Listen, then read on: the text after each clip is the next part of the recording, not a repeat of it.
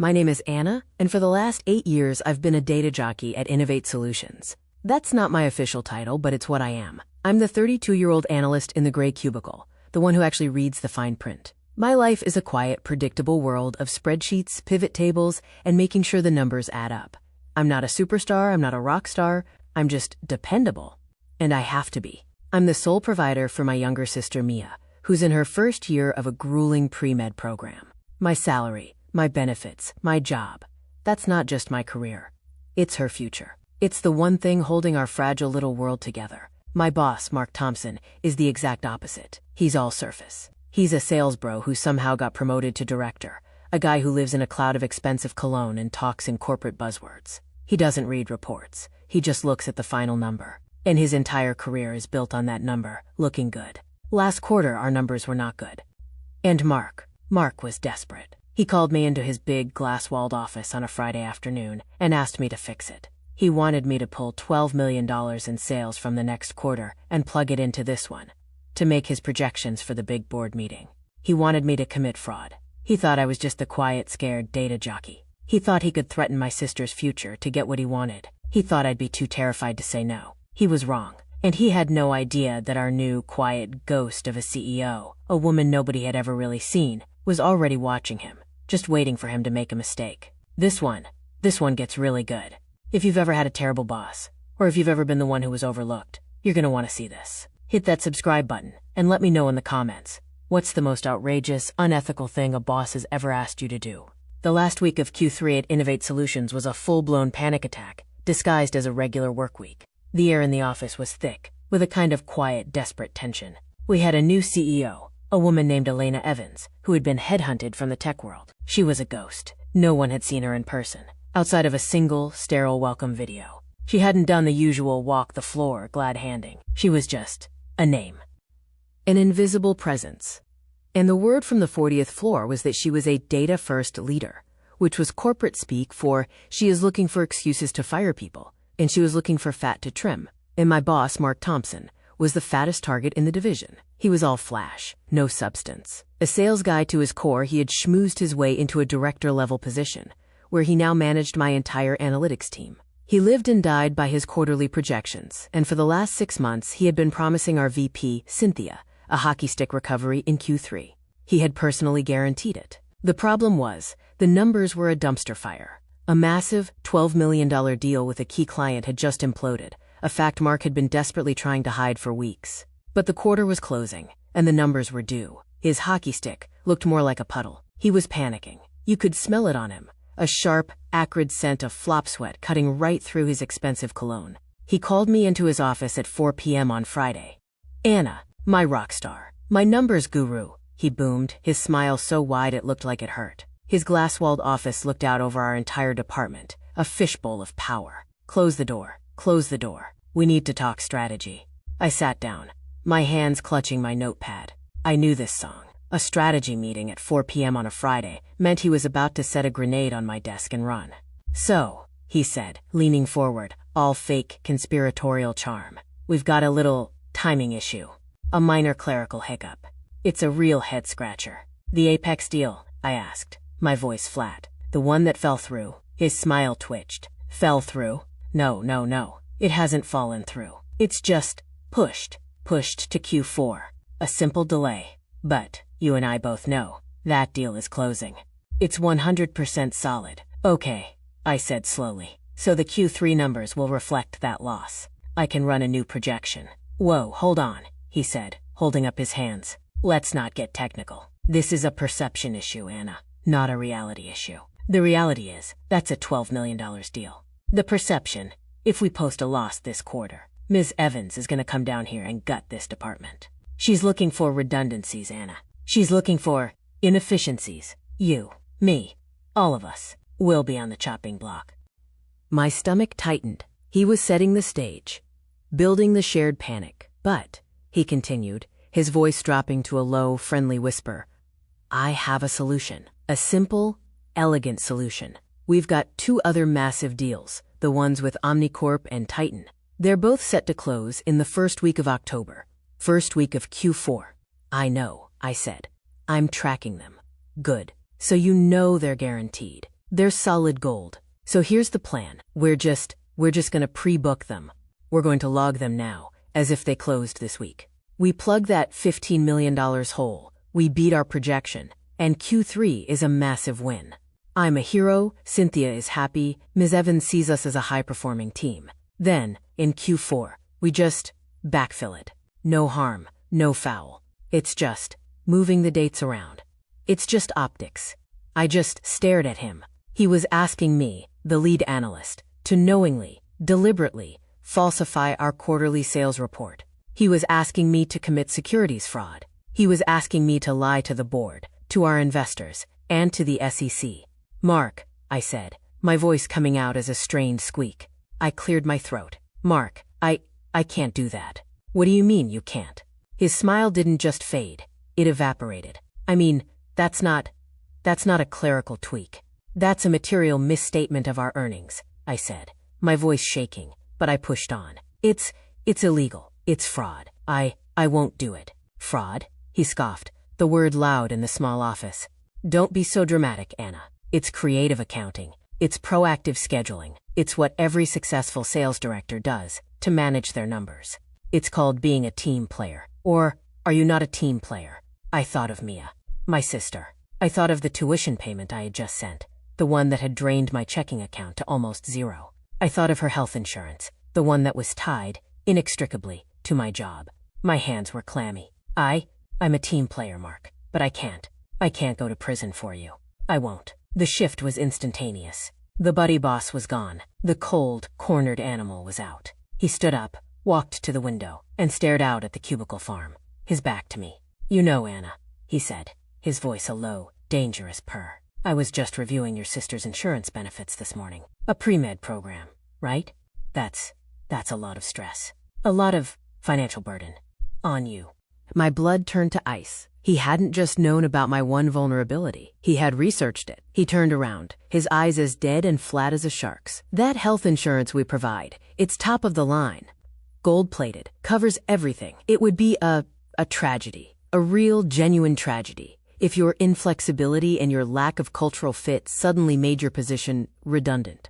He was threatening her. He was threatening my sister's future, her health, her life, all to save his own quarterly bonus. This wasn't just a boss asking me to do something unethical. This was a man holding a gun to my family's head and telling me to pull the trigger on my own career. I looked at him, at his fake tan and his $3,000 suit, at his smug, soulless face.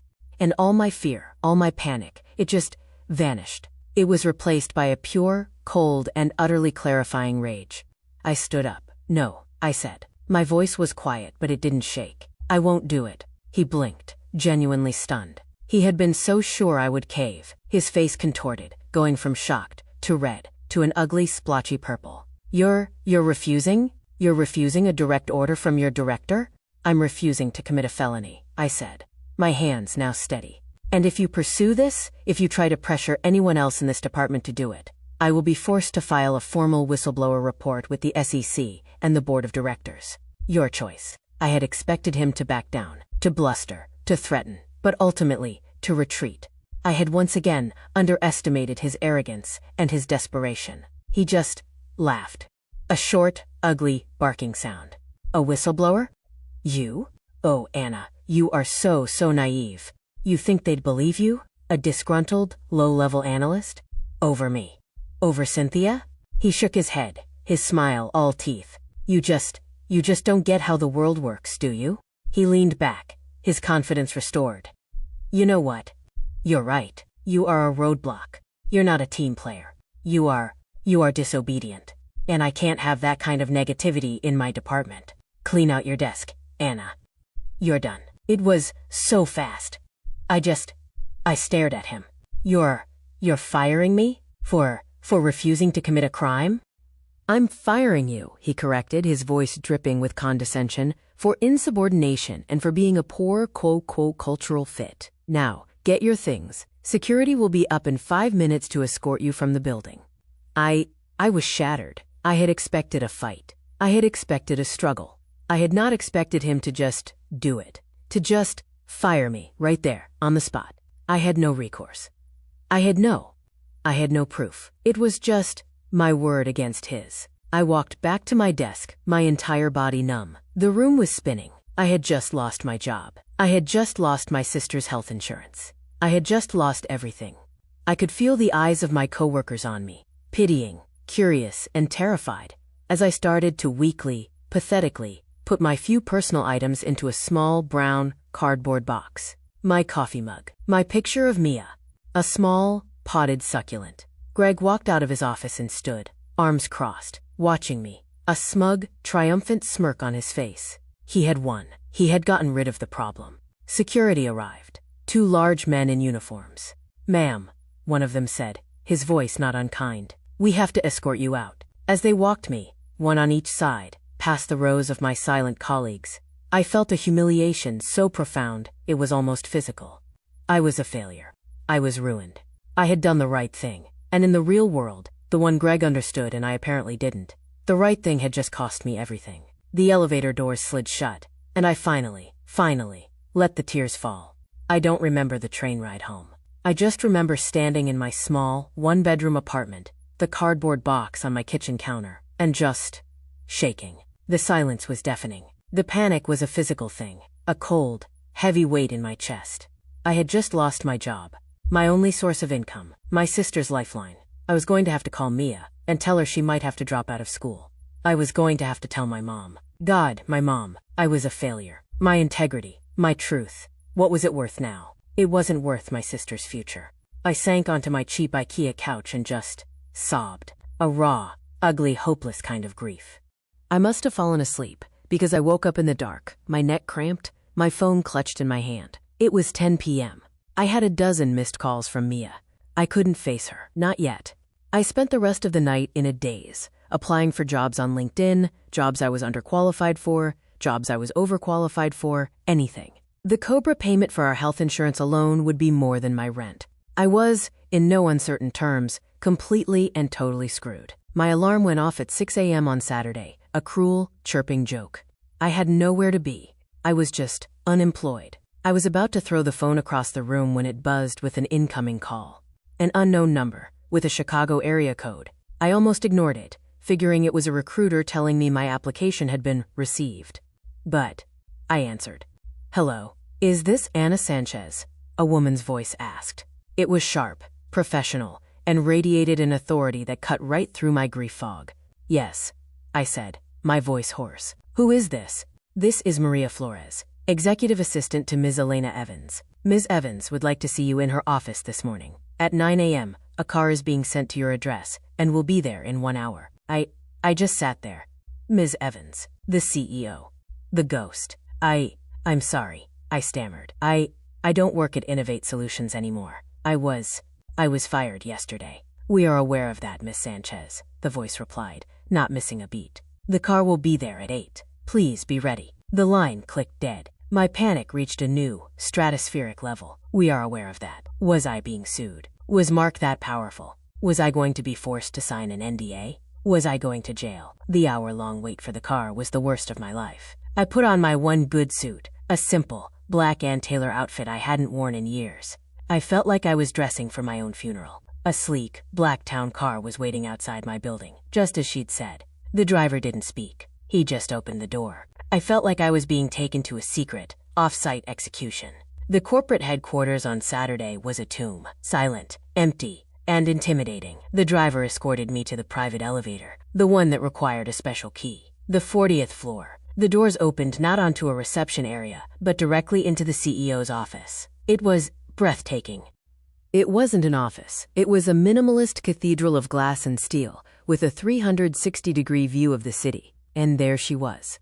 Elena Evans. She was standing by the window, looking out. She was smaller than I expected. A woman in her late 50s, with sharp, intelligent eyes and a salt and pepper bob. She was wearing simple black trousers and a white silk blouse. No power suit.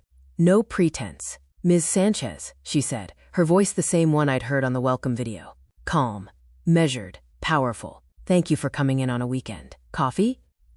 No, thank you, ma'am," I stammered. I don't understand. Why am I here? I was fired." "You were," she agreed, turning to face me. And then she smiled. A real, genuine, almost mischievous smile. And I have to say, it was one of the most impressive displays of professional integrity I have ever had the privilege of witnessing. I just stared at her. You saw?